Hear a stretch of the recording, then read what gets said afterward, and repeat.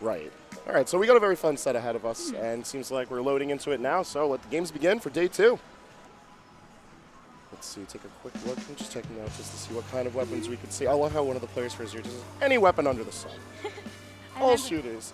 One of our teammates wrote yes for his playstyle. All right. I was hoping to see a Dynamo bright and early. Didn't expect it the very first game. Oh, yeah. But that's going to offer plenty of pressure from behind any type of wall on Wahoo World. As you can see on the zone, there is that wall. I wouldn't be surprised if we see Raze go right behind that wall, which he actually didn't. Oh, there he goes. There he goes. Right off of that. All right, let's see how things go. This guy trying to take to the top. Already going to get a spot. All right. All right. 2 down on purple side and waiting for the perfect opportunity to fall back. They actually pushed up really well together, grabbing each of the glass parts of the zone, actually. Let's see how they can work back in here. Ooforia presents a very well-organized initial push, but Storm can, of course, throw a wrench to that plan, especially coupled with bubbles. Control's going to go right on back to Azure. That's what the Squeezer does very well, watching this side, though.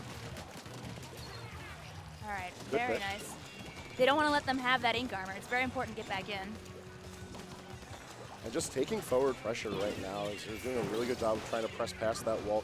Using the zone itself as a defensive area is kind of tricky, but I feel like if you're going to do it on any map, like Wahoo's so inviting to it. It's so well defended itself.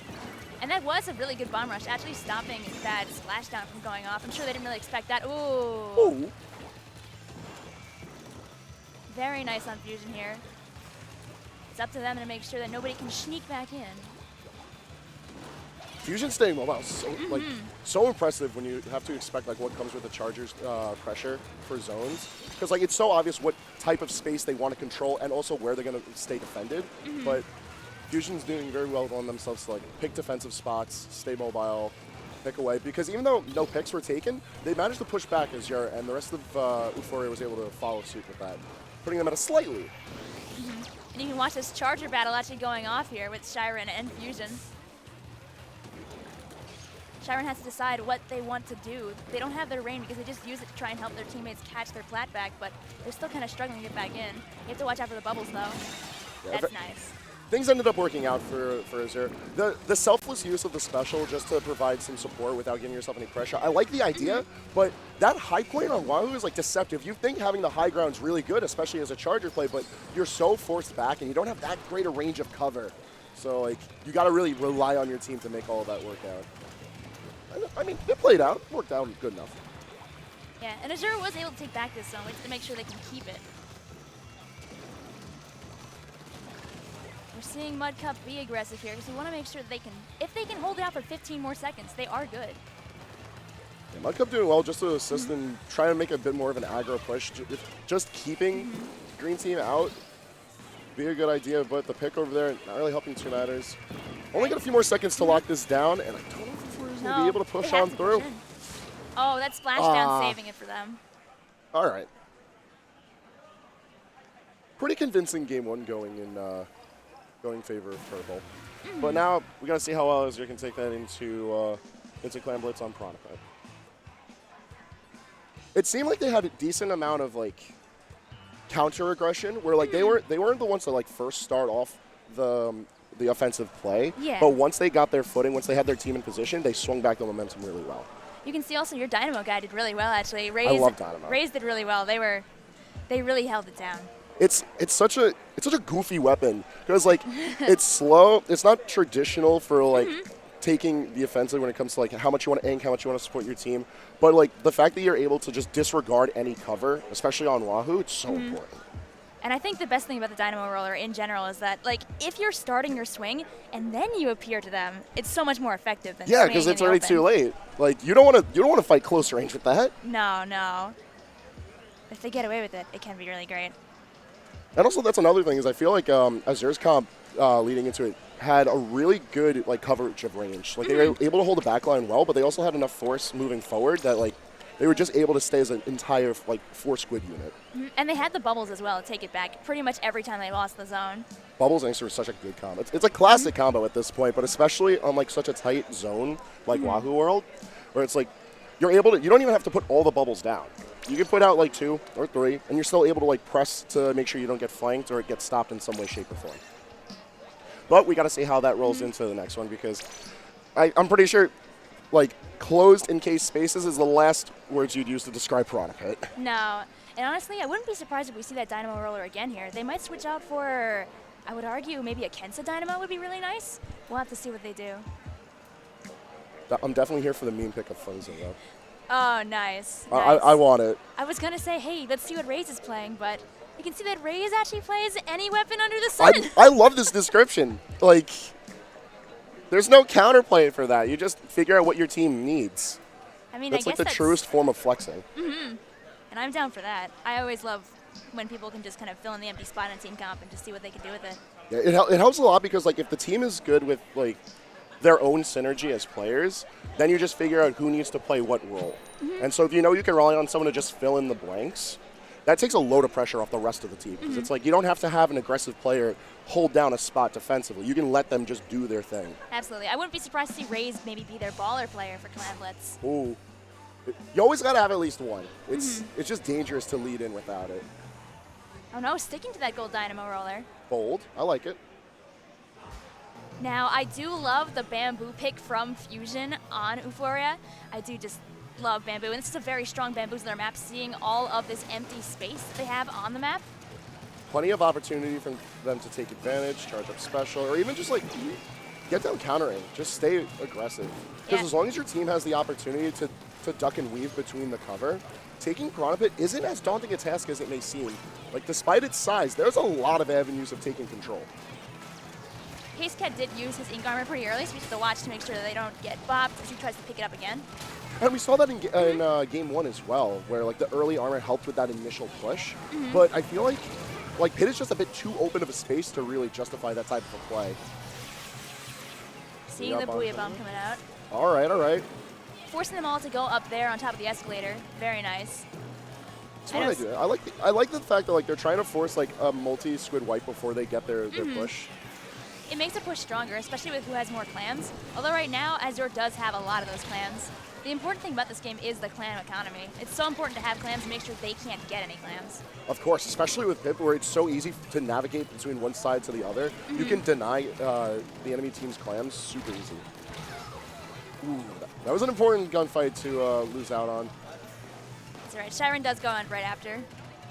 Even though Azure had, like, more clams opening up, and they seem to keep that number pretty static, they weren't really able to do much with it. And unfortunately, it's going to be for Ooforia, who opens things up. But no clam to lead that off is a really dangerous start. Yeah, they're just going to get at you. A free clam right away, actually. And the thing is, we'll see that they're probably not going to pick up that large clam right away. They're going to wait until they're ready to go, actually having two big clams before they actually run in. You're probably going to see with this armor, they're probably going to take this big clam, try to run with it, and hope someone else can jump to them. Maybe they're trying, but not going to happen for Mud Cup. Yeah, I feel like the long range that Ooforia has actually is helping them defend their basket very well. They don't need a backline as much as they just need to defend their basket. Right, right. And especially with the layers of elevation that are on Pit, like, there's a lot of ways for you to be able to just, like, force the enemy team to just not get a chance to play their game. In fact, actually, I just realized neither of them have a traditional backline. They both have bamboozlers in particular. That's one of the things I actually like the most about Clan Blitz is the fact that even though there's a lot of understood ways with how you should play it, there's no, like, strict, all right, our team needs this, we should be doing that. It's probably the most abstract out of the competitive zone, the competitive modes.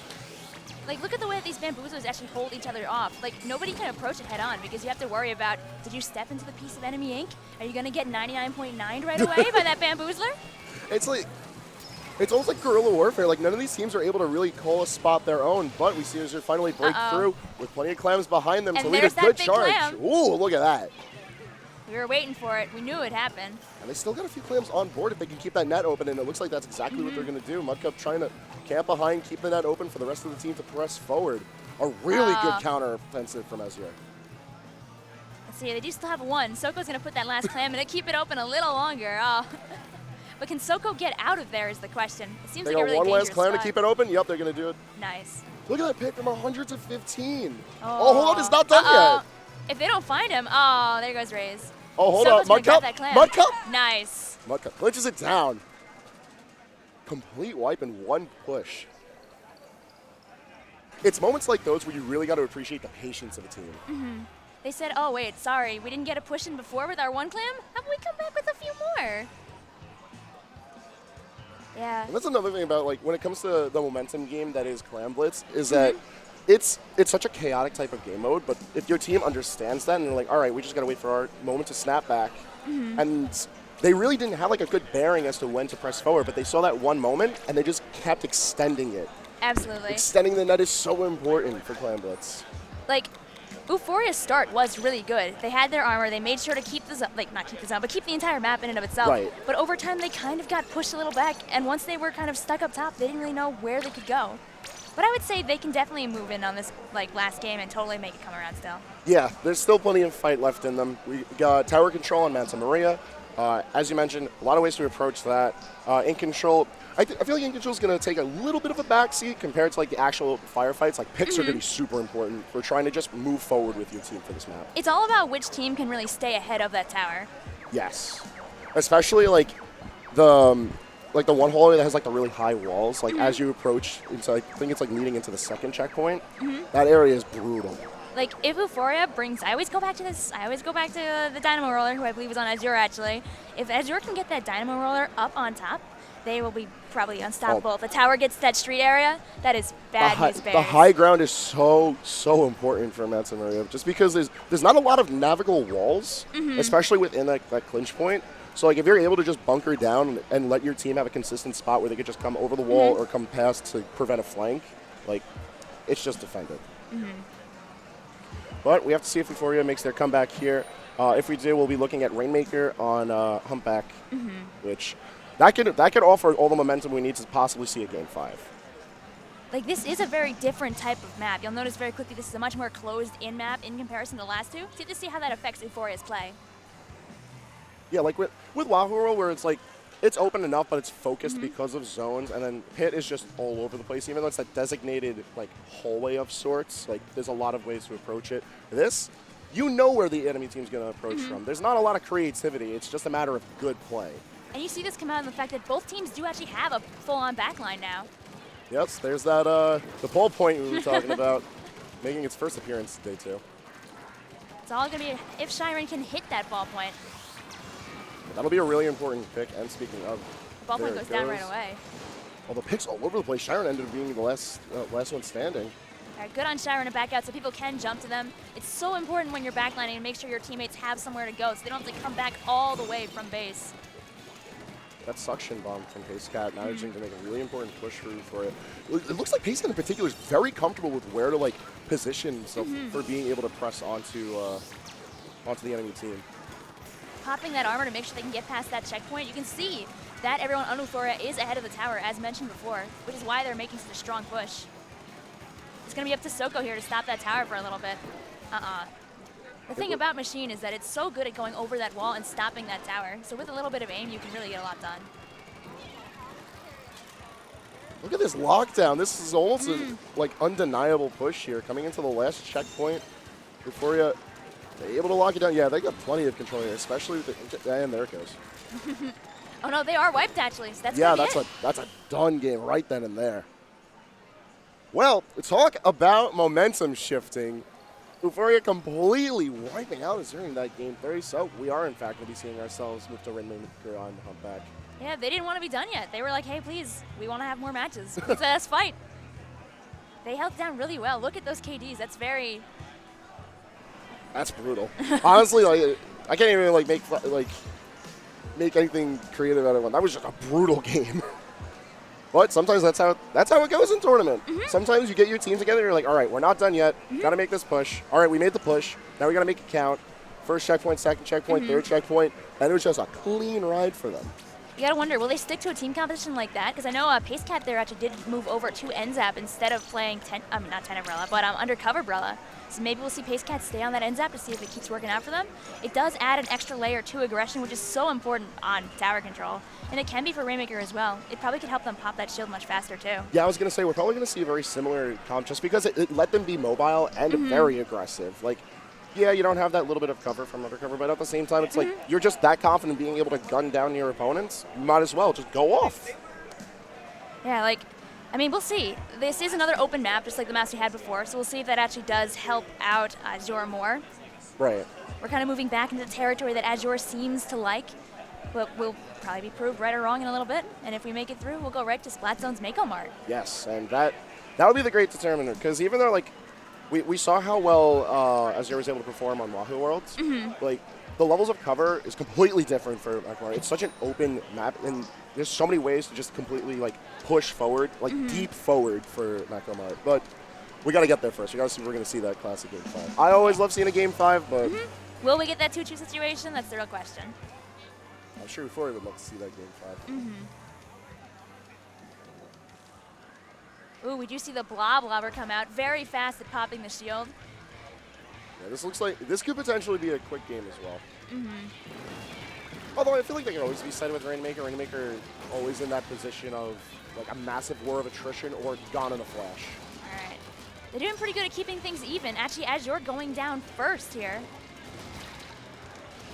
That Dynamo in a really good spot behind that wall.